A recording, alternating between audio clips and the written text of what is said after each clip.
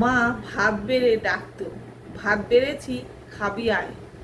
তখন মাকে অপেক্ষা করাতাম, আসছি দাঁড়াও বলে।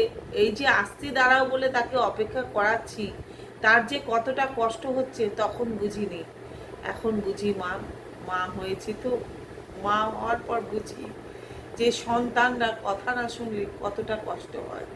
আমার মা বলতেন, মা হবি যখন তখন বুঝবি মায়ের জ্বালাটা কি।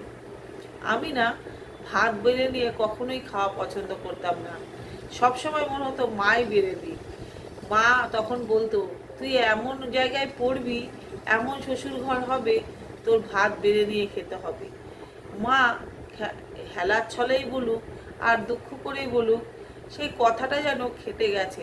আজ আমার এমন পরিস্থিতি, আমার ছেলে মেয়ে স্বামী সবাই আছে, কিন্তু আমার ভাত আমি বেড়ে না নিলে আমার খাওয়া হয় না। ভাতটা আমাকে বেড়েই খেতে হয়। তাই মায়ের মনে দুঃখ দেওয়ার মতো পাপ আর হয় না।